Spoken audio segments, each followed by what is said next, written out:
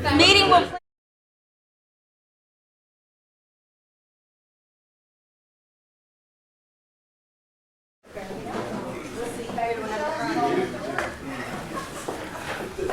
Councillor Austin, would you mind leading us in invocation? I'd be glad to.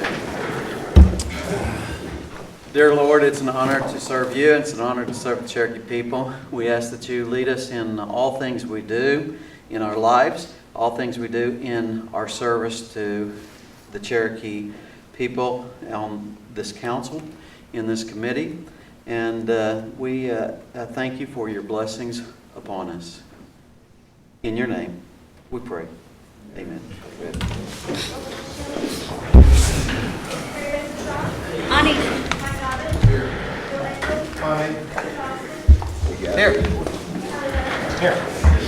Honey.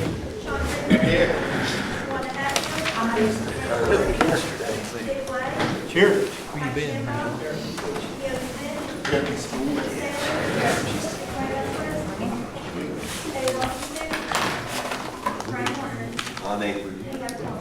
Thank you. Thank you. Has everyone had a chance to read the minutes of the previous meeting? Make a motion to approve. Motion made and approved to, seconded to approve the minutes as written. All those in favor say aye. Aye. Opposed? Okay, we're going to hear, I got an email, and I'm sure all of us did, from Councillor Austin. I appreciate being informed that Claremore was not going to be with us today to give a report. And I want you to know I have invited Secretary Hoskin to come and in front of us today and share what's happening with the government shutdown and how it's going to impact us. I'm especially interested in, as I'm sure all of you all are, but it's, you know, health especially. We want to hear from you. Secretary Hoskin, thank you for agreeing to come. Please.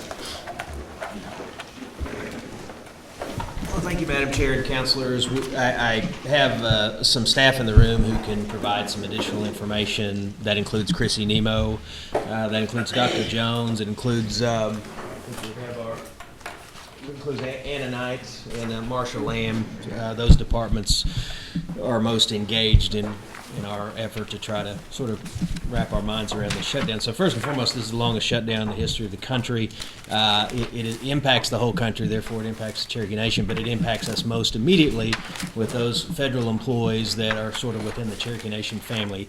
And so that includes those who are on what we call IPA agreements, who are federal employees. They chose to be federal employees after Cherokee Nation, for example, took over Hastings, and a few, I think, have converted to federal employees. And so that is a group of employees that's about 118. Then we have 42 commissioned officers. Those are direct federal employees. And so those are the ones that could be most immediately impacted. The 118 employees did not receive paychecks on Friday, and so they're the ones that are feeling it first and foremost. The 42 commissioned officers paid on a monthly basis, and so they've received their paycheck last month. Whether they're paid this month will depend on whether the shutdown extends to January the 20th. So they're looking at that. Obviously, there's a fair bit of anxiety, understandably, on their part. And so our initial response was to get with Commerce and see what we could make available in terms of short-term loans. And our desire, and I think we expressed this to the council, was to waive interest rates and be very flexible in terms of repayment, so that the repayment would be due when back pay, as historically has been the case, is given to employees after the shutdown. What we found is Cherokee Nation could legally do that, but the federal employees would be in a situation where they would potentially be violating their own ethics rules because of the way the federal government would view that as a gift. So it's beyond our control. We just did some interpretation. I mean, we tried to act as quickly as we can to give assurance, but what we found is we can't put those employees in a situation where they may be violating those federal ethics rules. Obviously, that implicates their own employment, and we don't want them in that situation. So our existing loan program would be available. There's a number of credit unions that are prepared because, of course, in Oklahoma there's a significant presence of federal employees. So those credit unions have made available loan instruments that can assist these employees. Through Human Services, there are certain programs that can be available to someone who had an income that would put them above the threshold, but suddenly they're plunged into a situation with no income for indeterminate amount of time. And so there are some Human Services programs that could be available. Let Marcia speak more to that. With respect to the workforce itself, Dr. Jones is here. He could address specifics on the workforce. Anna can address specifics on the loan instrument that is available to these employees. But we're concerned about it. We know the council is because we've heard from you, and we know a number of your constituents are these people that are affected by the shutdown directly. Any questions? Councilor Crittenden? Yeah, what stood out to me, what you were just saying, is that if we were to get into the reserves, and we talk about the reserves a lot here, and there's, and we're doing good according to, some of the meetings we've had with treasurer, and that's the initial thought that I had is what better reason to get into those reserves than these people serving our Cherokee people medically. But I think you explained it. If we did that, that would jeopardize, is that the reason we're Yeah, not? it would jeopardize jumping in there? them as receiving a gift that at least the federal government would deem to be a gift. And we wouldn't want to put them in a situation where on top of not having a paycheck, suddenly they run afoul of some ethics rules. Now, whose call would that be to come back on them and say It'd be their own agency. And so each agency has their own ethics officer or ethics office. And so it would be their own agency that would essentially could potentially discipline these How many employees. agencies do you think, different agencies? Well, this is across the federal government, and so we're primarily talking about IHS, and so IHS is and we, in fact, after we stepped out and said we want to give this loan instrument that would be waiving interest rate and deferring the payback, when internally somebody raised the issue, wait a minute, we better make sure that this doesn't violate, because we thought we'd crossed all our T's and dotted all our I's, but we did not in this case. So we talked directly to IHS. We engaged, and Chrissy Nemo may have been involved in that, or at least she can speak to that. And so they're the ones that flagged that for us. And so they're already mindful that that would happen. So the very agency that could enforce this upon this employees raised that issue with us. So it's a tough situation. Yes, Councilor Lake? Thank you, Madam Chair. Chuck, those IPA agreements, and they're not all the same, I don't think. Correct me if I'm wrong, but with the IHS and the VIA, do we reimburse those agencies for those salaries? We do under the IPA, so we pay them. So we can send our check, and no one is on the other end to cut the paycheck. What are they doing with our check, holding it? They would be holding it until they can operate legally. Thank you. Secretary Hoscom, will this in any way affect health care? Per Not, se? it doesn't affect any health care right now. Now, we've never had a shutdown that's gone this long, and yet we're weathering it, yet we're still 100% operations in terms of health care. I can't give you a date at which we would start feeling it, but certainly if a shutdown lasts a month or years, as has been said publicly by some of the folks in Washington, or at least one of the folks in Washington, that would obviously impact the entire tribe. So we just got to keep monitoring it. We're engaged at the government relations level with our delegation. They already know what an impact it would have on people for health care to be affected. And then secondarily, it would have an effect on the economy. And then it starts to sort of spiral, and you get folks that are suffering not just health, but also economically. And so we're trying to send that message to our delegation. Is there any possibility that we could do a short-term loan for any of the at-large Cherokees that are impacted by this? You know, at present, under our present rules, that's not allowed. And if I've misstated that, Anna Knight will correct me. But I believe that that's limited to the 14 counties. The entirety of the 14 counties, not just the Cherokee. So there are some situations where there is someone that's living at large, but they're living in a county that is partially embraced by the Cherokee Nation's borders. And so with that subset of at-large citizens, they would be eligible under the current rules. Councilor Buzzard, yes. Yes. So, Chuck, what have we done now to start limiting funding for our tribal employees. I want to make sure I understand the question. Have we taken any contingency matters to Yes. cut down on expenditures? We've actually been in a mode in which things like hiring, and we've been in a mode for some time, because keep in mind, even though this is the longest government shutdown in history, this isn't the first government shutdown in the last 8 to 10 years. And so at least in the last 8 years, we have been very careful even about hiring because of the ongoing threat of government shutdowns. And of course, there have been many, but there's not been any specific actions taken to contract our spending at the moment. But I think certainly we may have to look at that if the shutdown So continues. there's been no travel freeze put in place as of today. Correct. Okay. What percent, and it may be 100%, what percent of our tribal or Cherokee Nation employees are paid through federal funds? I don't know the answer to that question. Certainly, if you look at the budget pie, you can see that there's about 68% to 69% of federal funding that comes in. What percentage of employees are purely paid by tribal dollars? I don't know the answer to that Okay, question. okay. But That would be- I'd like to know that We can at some certainly point in find that out. Another question I've got is through IHS, and I guess I've been around for a while and I thought I knew the answer to this, but I know in the roads program, we used to do cost reimbursement.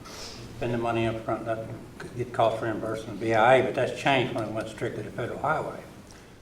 So is it now that through the IHS, we pay up front and then the cost reimbursement to us? Is that the way that works? I'd like to defer that answer until we have the subject matter expert here, Okay. but we've not experienced any direct impact on our roads. So that tells me Right, we're right. continuing I on. understand that's been changed because it comes directly to federal highways, and I know we have roads money, but the question I had was to the IHS on the medical side. We pay up front and it gets reimbursed from the IHS on reimbursable.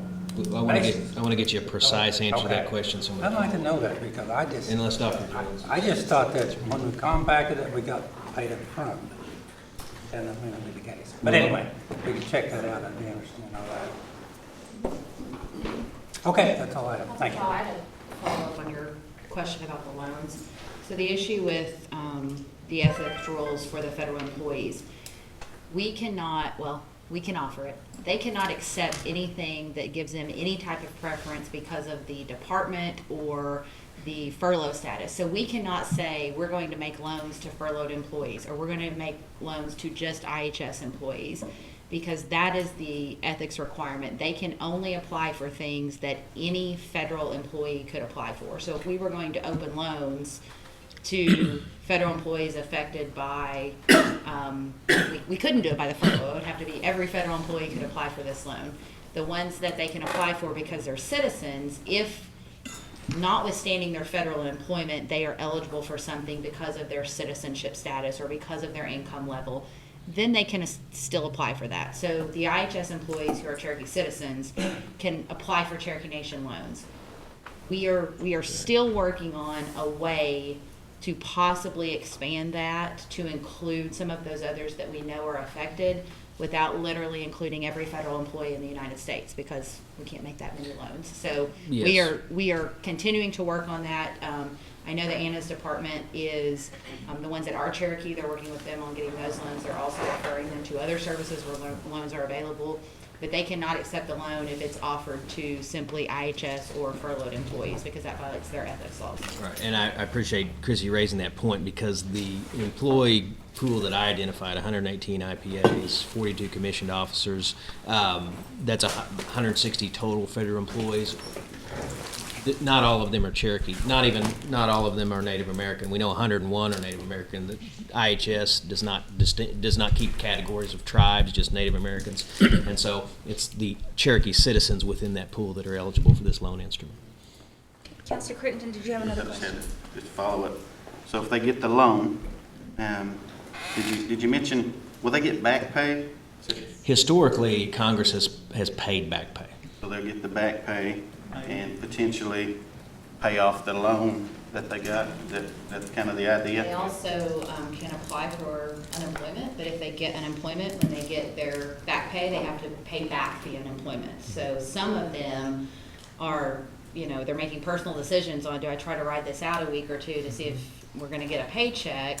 Because they may not want to go through the tax implications and everything else of getting some money and having to pay it back through the unemployment process versus a loan where when they get their paycheck, then they can just write a check to whoever they took a loan from. So Have you heard how many's applied for the loan?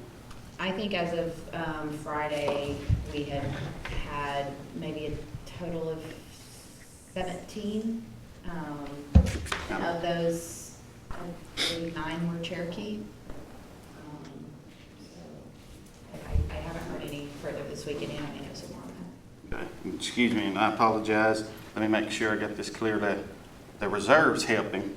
Now, did you say that was just an absolute no, or is it up to the agencies and IHS? Is it just an impossibility? We have a situation where IHS has told us that this Oh. would be an impermissible gift. Okay. So So it's- we it would is have to an be im- giving them a gift knowing that we're putting them in some jeopardy with their job. And that's, I'm glad we clarified that because it's important to know. And we had the IHS director, their legal counsel for ethics, and about 8 other people, and they put that together. We sent them an email and said, can we talk to someone about this? We're trying to help our employees. We want to make sure we're not putting them in jeopardy. They all got on a phone call with us, and they were extremely helpful. They were also, they expressed thanks to us for trying to assist these people and understood that it was frustrating that we wanted to help and they weren't allowed to take that help. They're their employees as well. They're IHS folks. Those people were furloughed and on phone calls trying to help us out.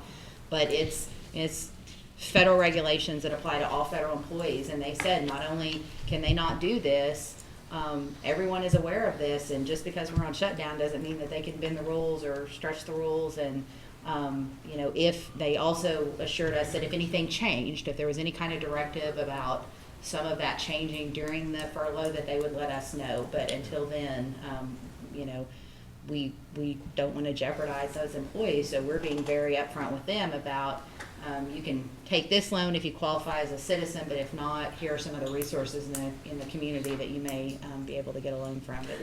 And again, those resources do include some credit unions that have a very heavy federal employee user population. So unfortunately, they're accustomed to having to deal with these shutdowns and make that available. Thank you. Mr. Taylor. I'm getting more questions from Cherokee citizens that work at Clemmer Hospital. And I'm assuming, I've been directing them to Human Services to the programs that we already have.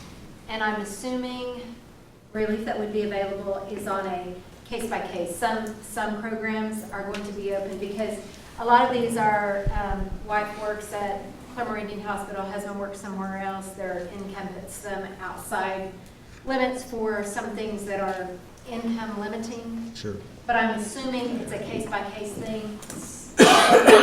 Loans, certain programs would be available to them, so they just need to. The loans would be available to the Cherokee citizen that's impacted. The services through Human Services, the good news I can deliver to you is they take a snapshot of actual income. So if you've lost your income, suddenly you're qualifying, but it's under the existing rules that you'd qualify for. And so if you have a couple who combined income puts them over the threshold and one of them has lost their income, could be a situation where they're above the threshold. And in that case, under the current rules, we wouldn't be able to assist. But under a single income family or something like that, we would be. And again, that's for certain programs. Marcia can speak more to which ones, but food distribution is one I can tell you that they're taking a snapshot of your actual income as opposed to looking back at your. Okay, sounds good. Thank you. That's all I have. This is the health committee. Do you have any idea of how IHS clinics nationwide are being affected by this shutdown? I don't personally. Dr. Jones may have some feedback, but if they're weathering as well as we are, they're 100% operational. But I don't know. And does anyone know if Claremore is up and working to capacity? Would anyone know? They're taking care of the patients.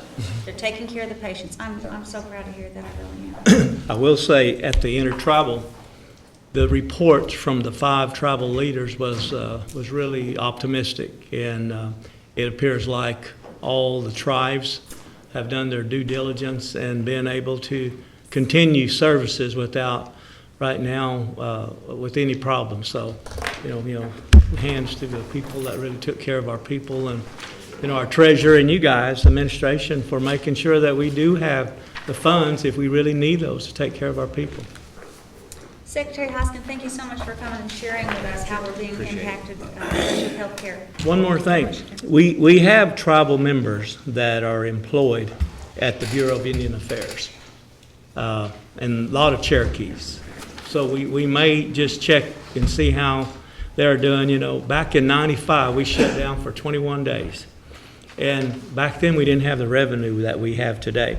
So Maurice Box and Larry Reeser was really good enough to just say, employees, this is going to end. If we'll give you a line of credit of so much to come in and shop. So they were very, very good to us back in those days there. But we might reach out to those employees there at BI and see how many of them are affected.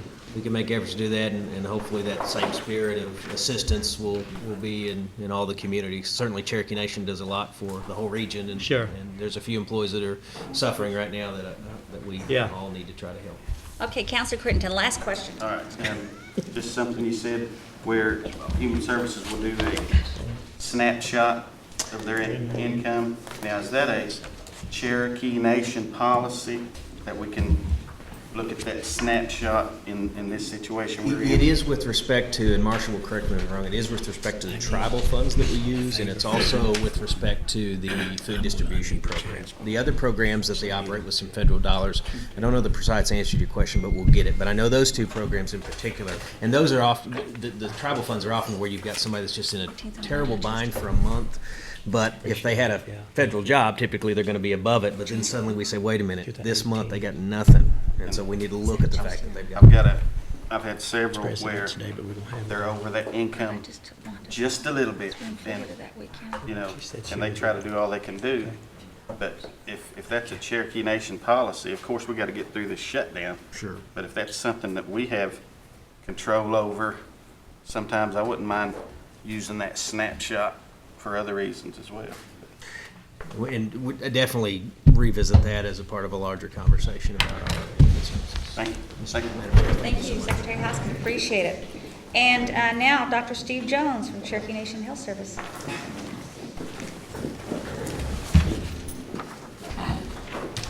Hello, Dr. Jones. Did you have a nice holiday? Thank you guys for having me. I have a couple of housekeeping matters real quick to clear up.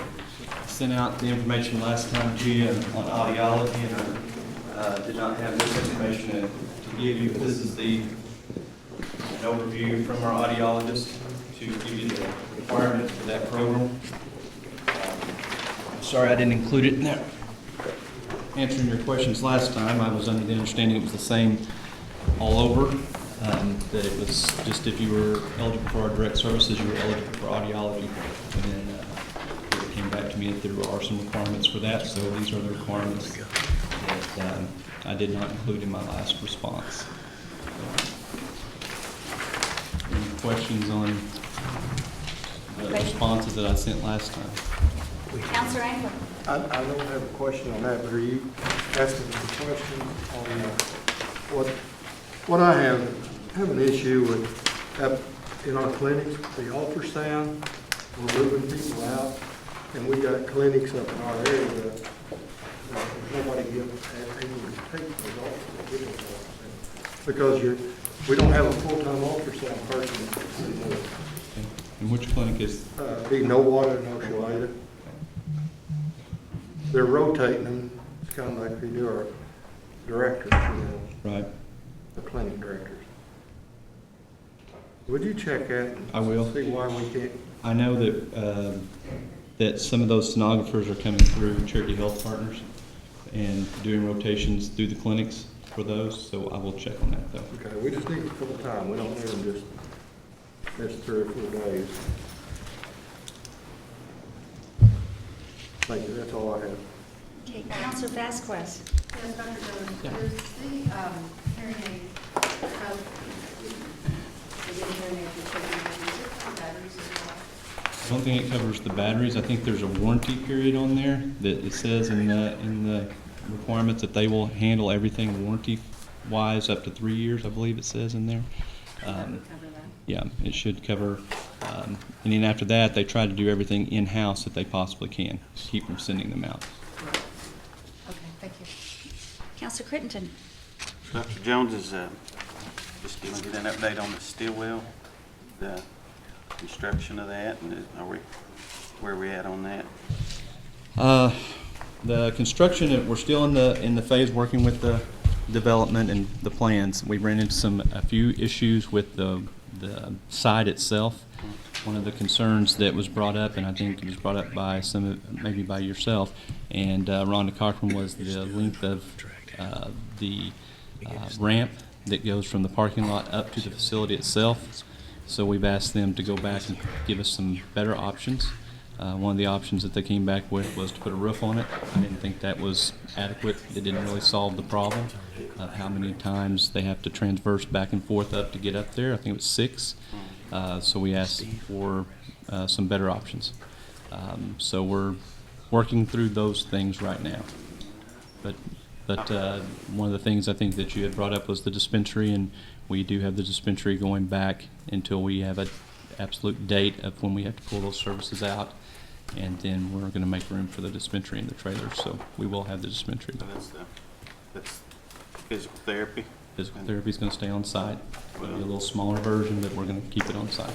And I was also happy to hear it looked like the place where the employees could have some exercise space. And last I heard, is that still the plan? To my knowledge, it is, yeah. And man, thank you. But all those little things, and it has to go back to the planning board back to the architect to try to, so everything we do like that delays the process a little bit. But we're trying to work through it as quick as we can. I'll look at that, and I sure appreciate you doing it. Sure. I'll visit with you a little bit later. I've got some concerns, and this happens to be someone that kind of works right in the middle of the transporting the patients from Stillwell to Hastings to different places. And so I'll email you that, and appreciate a look at that if you would. Thank you. Counselor Lay. Thank you, Madam Chair. Doc, and transportation was just mentioned, and that's what I'd like to talk to you all about. Of course, when we build a new facility, and we've been promised that we will be able to utilize the new facility as well as the old Hastings Hospital from, say, north to Fort Worth, to do things that Claremore can't or denies us to do. There's a denial process at Claremore that's pretty rugged, as you know. So, transportation. How am I going to bounce Grandma 120 miles to Tahlequah to get a procedure? What I'm saying is transportation needs, I don't think, I've mentioned it previously, and I don't know that anybody's working on it.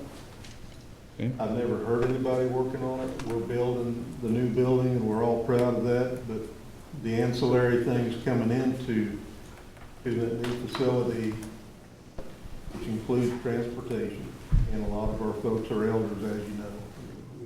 We see them every day. And so when we're someday needing a new knee or a new hip or what have you, that y'all will be able to do at Tahlequah. And that's wonderful, but bouncing people, some of our areas are almost 150 miles away from Tahlequah. And so I'm still concerned about the transportation. And if you put somebody in a EMT wagon, they ride rough. I don't know what y'all can come up with, but we need to start looking at it, and somebody needs to start plugging that in. I don't think it's been done. We brought it up before, and even folks from Sequoia County have brought it up, that, their folks are going to be transported to work. And so if we're gonna do this, you know, let's do it for all of us and not just for somebody who lives in downtown Tahlequah. We got to think about that ahead of time, because as we're seeing in the Stillwell Clinic, we didn't think about things ahead of time, and now I'm sure there's change orders coming, and those things cost money. And so, let's try to plug these things in before we get to a position to where we're boxed in and we can't think about it. And I don't, you know, you guys are the smart guys, you tell me what you wanna do with it. I'm not telling you anything you don't know, but I see you shaking your head, but I've seen countless directors come up and shake their head and agree with me that that needs to be worked on, but when you go and work on the big issues, those littler issues kind of get kicked to the side. Yeah. It's like this rank thing, got kicked to the side. And so, you know, I want everybody to be accommodating, all of us. And we're all Cherokee, so we need to look at that. All I can tell you is I'll address it, put a work group together and see what kind of solutions we can come up with. Well, I appreciate it. And the other thing is, I'm getting an uptick in the phone calls of denials out of Claremore here in the past couple of months, 2 or 3 months, and I don't know if our system that Dr. Grimm installed in Claremore, is it still online? Are we still working the denials as quickly as when they come out of Claremore? They're getting the denied pile, or our citizens, is that pile going over to our employees? I'm not aware of any changes to that system. We're still working through those denials, and if you look at your report, I think the last report said 97.2 approval rates, so. Well, and that's good, but my folks get denied about twice before they get that 92.6 or whatever you're talking about. And so I'd like to have somebody check on that and make sure we're still rolling with that plan, because it was a good one, and it was working, and it is working. Not saying it's not, but I've noticed an uptick in my phone calls on that the last 2 months. And thank you. Okay, Counselor Buzzard? Yes, Dr. Jones, I have 2 or 3 items here. The first one is, I had a phone call this weekend from some guy about billing. And you might want to just check with him, but what he's telling me that we're double billing on some of the insurances that we bill for collection. And one of them is through his private insurance and the other is through Medicare. But I think he's one of those people that when he gets an EOB, he goes over with a fine-tooth comb, and he says he's reported it. So what concerns me is if we get audited by whoever, that we're doing something like that, it could have some effects on us as far as billing goes. So check on that and see to make sure that we're not double billing. And he told me some incidents, and I'll not go into those, but there was some concerns about his phone call, and it concerned me when he told me. So a lot of people don't check the EOB. They get him and throw him in the trash, but he's one of those that goes over with a fine-tooth comb, and he said he did find some discrepancies on it. So you might want to check with the billing person to make sure that we're on top of that. The other one is on the vets, and I appreciate you sending me the numbers on the veterans. I'd like to have that broken down by each clinic, how many veterans we see. And the reason I'm asking about this, I'm a veteran, and it's close to my heart is how we treat veterans. But I've noticed in our tax collection, or tax cards, we have 400 or less that's actually access those cards. And I think you report over 1,000 veterans that we see. So I'd like to have that broken down by clinic, if you would.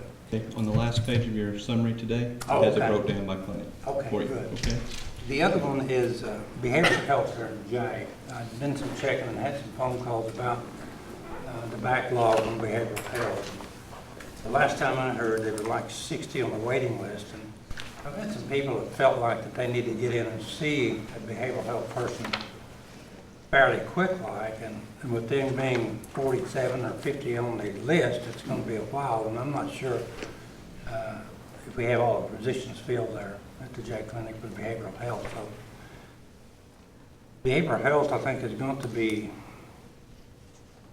a health problem that's going to increase as much as anything else that we're gonna have anymore, so certainly would like to see another person, or if we have the slot open there at the J Clinic to get it filled, because having 60 on the list and you got somebody that's number 54, they may need it like tomorrow or today, or, you know, I could see waiting a few days, but they may not get to that 2 months. So if you check on that, I'd appreciate it. I'll check on that process. I know there's an intake form that they do Okay. as people are put into the system. I see. So, but I will check on And then it they for take you. it by what they put on the intake form. Okay, I'll check on that too. Yeah, I'll check Thank you, on sir. that. Thank you, Madam Chair. Counselor Hatfield. Do elders, they call for an optometry, to the optometry clinic, okay, are they prioritize, or just anybody that calls, you put them on the list, or do they have Priority? priority? I'm Yes. not really familiar with how they intake their new patients. My understanding is that once the patient is in the system, is that they are set up for recalls Okay, from each time after that. But the way they take patients in is a little bit different than the rest, and you have to understand that that's a service we contract with NSU for. We control it a little bit, but we don't control it completely. okay, okay, and you, in the optometry clinics, you can call only on Fridays, is that correct? I believe What's the how they run reasoning it. behind that? They are trying to streamline their process, and like I said, that's something that we kind of worked with them on. And again, we can control it a little bit, but we don't have complete control over that process. But Dr. Finska, who is running the outline rural program for NSU, has been able to work with us, and we have been able to work through some issues up till now. So I can address it with him and see if there's a priority for elders. And the last question, the first appointment, if you could, it's a particular clinic was October, and they called it December. That seems like a really long time, especially if you're having issues, or your glasses are broken, or whatever could happen. Now, I do know that they do a walk-in clinic, so if They someone could do walk-in. has a problem, an immediate problem, glasses are broken or something like that, they are taking care of those on a day-to-day basis. But what you're referring to is new patient exams, and the new patient exams are worked in around the recalls, and there's so many a day that they do, depending on their students and staff. Okay. So that's how that is figured out, and how many they have each time to offer. Okay, thank you so much. Thank you, Chairman. Council, have any other questions at this time? Question, Councilor. Yes, Councilor Walkingstick. Hey, Stephen, the new facility, but the existing facility there on the, I think directionally, if you're looking at the clinic on the far left, the furthest building past the playground, what are we doing with that facility? The ortho and PT facility, currently moving people out of that facility and incorporating them into the Hastings and the annex facility, because that facility will be raised, and that's where the new school will go, is along that line there. What are you guys going to OSU do with school. that facility, you said? They are going to take it down. Is that building, is it functional? I mean, is it a good structure? That's a decision that I think was, from a feasibility standpoint, figuring out if it was feasible to renovate it versus take it down and build the new structure.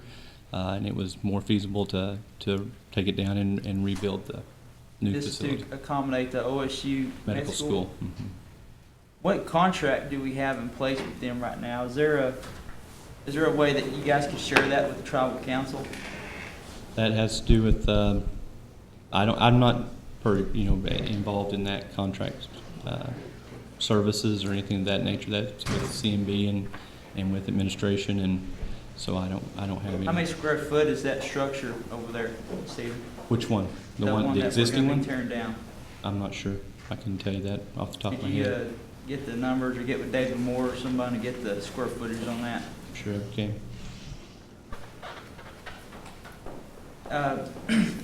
Here's the thing is, this OSU joint venture is a great thing. This is a pretty large facility, and to tear it down and build another one for the OSU Medical School, It's going to be costly. I'm thinking millions. Okay? And so we're investing a lot of money into this OSU medical partnership. How is that going to affect our Cherokees that are trying to get into medical school? Is there going to be a certain slots that are designated for Cherokees?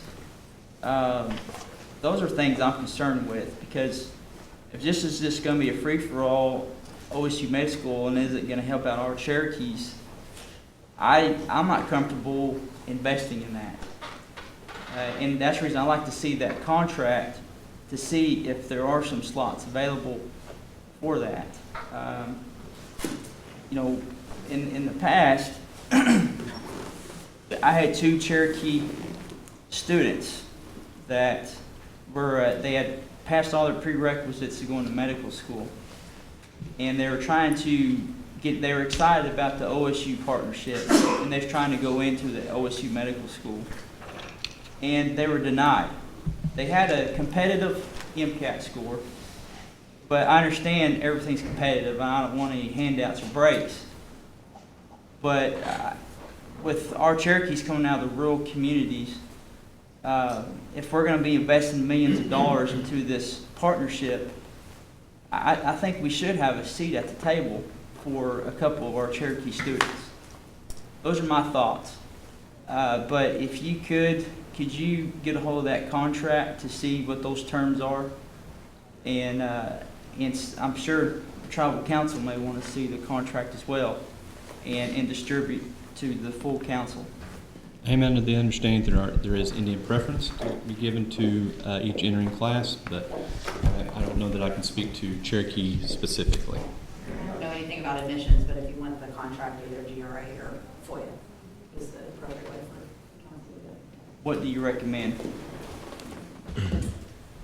I've seen the contract, I don't remember what's in it. If there's confidential information, it's not available through FOIA. If there is confidential information, it's still available through GRA. And it's been a while since I've seen it, so I don't. Could you work on that for us, Attorney?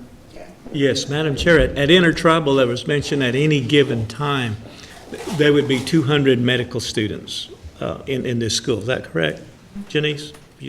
50 per class. So yes, the initial per class class is 50, and each year it builds 50 additional. So it would be interesting to find out how many of those that we're going to have preference to our Cherokee students.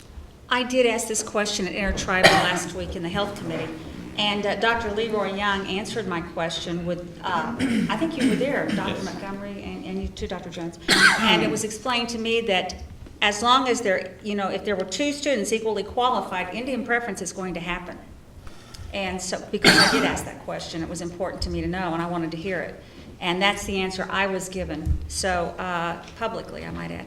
So I want to share that on with the council so that you all know that is going to be Indian preference, yes. As long as they have to be qualified, they're going to have Sure. the same, grades and MCAT results, et cetera, et cetera. Yeah, and we want them to be qualified. Absolutely, we Yeah. want the best for our people.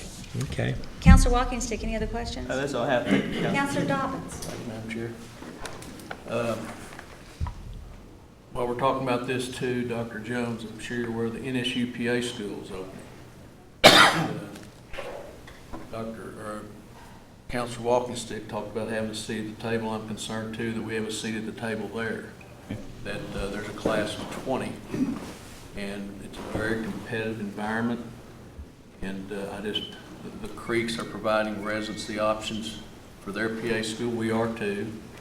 So hopefully we'll have a seat at the table, and when they admit their first class of 20, there should be some Cherokee representation there. But this may be a question for Brian Hale. I just received some communication from our med-surg nurses. Apparently that's not a recognized specialty, so they're not eligible for any particular certain pay increases. And I guess Dr. Graham had given them some assurances. And of course, then he has left. So I just wonder if you might get with Brian and have some communication between Brian and the med-surg nurses. Let them know that it's being looked at. Are you talking about a compensation adjustment? Because I do know that there was a compensation adjustment that just went in for all the nurses, so I'm not sure if that was that part of it, or is this an addition? I don't know, Dr. Jones, whether. I'll check into it. That is my understanding, Dr. Jones, that what happened is that they had their specialties, and Med-Surg feels that they should receive specialty pay as well. And I think that's what needs to be investigated. Okay.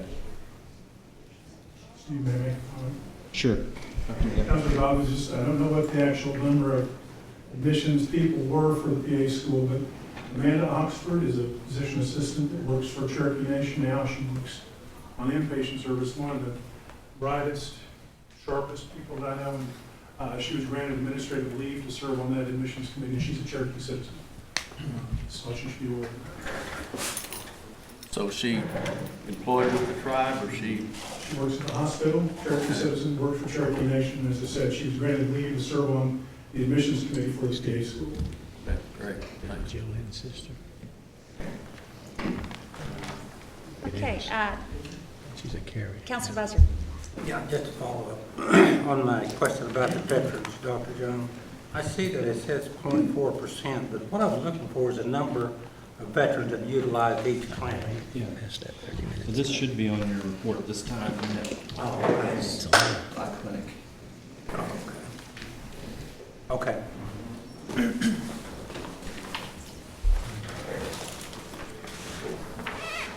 Is that what you're looking for? Yeah, it's my clinic. It's on this. It's sitting in our report.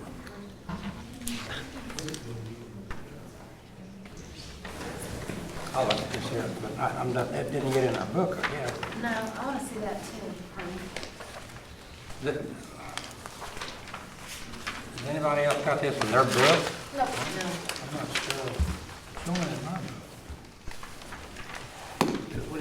book. Yeah. Okay, it's not in our book. I'll make sure to get it. Would you make me a copy of that? Get it to you. Thank you.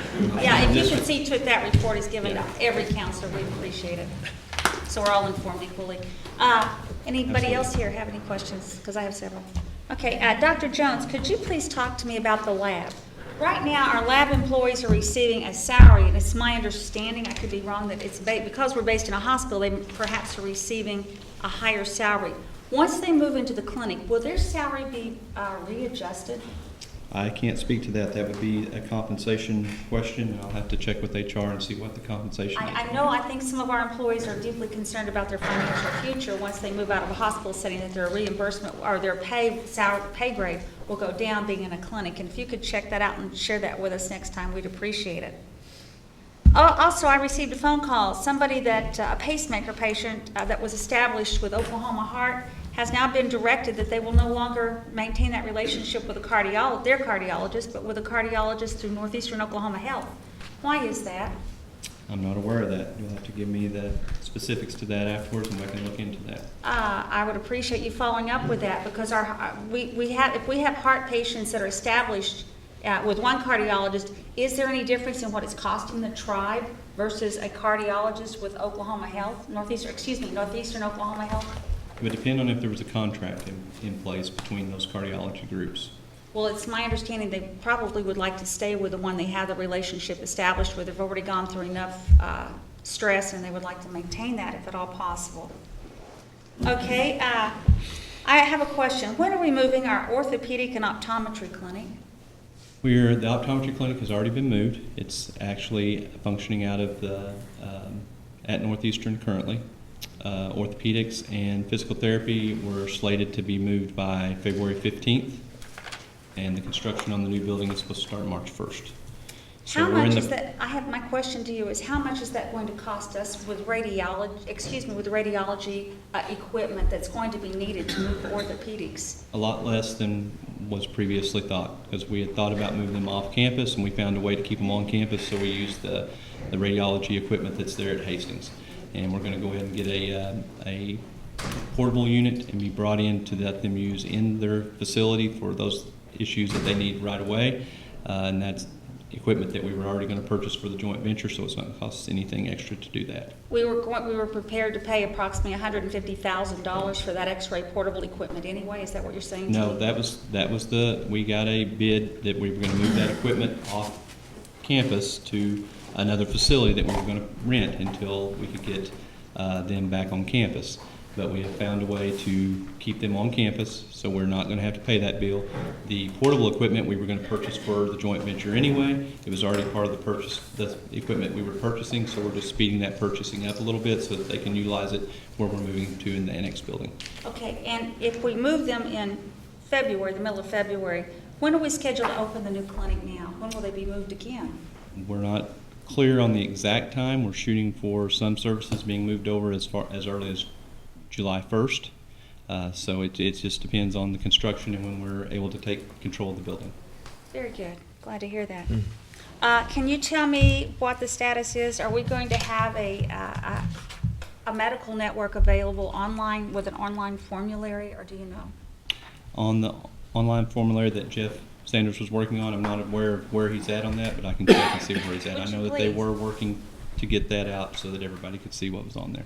And you know, if it can't happen immediately, I think everyone would appreciate if it's possible to have a medical network for all our Cherokee citizens, perhaps to where they can Google information or receive information about, example, flu shots, where they're located, et cetera, what drugs are available now. If you're taking this medication, perhaps we're no longer using this medication, of course, the formulary. But if that's a possibility as a short-range plan, perhaps. Not that you don't have any already. Yeah. We currently don't, IT and communication controls the website, so we don't have our own website that we control or that we do that for.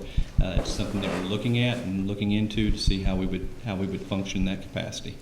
So because it does take management, does take people managing that day to day and making sure that information is up to date.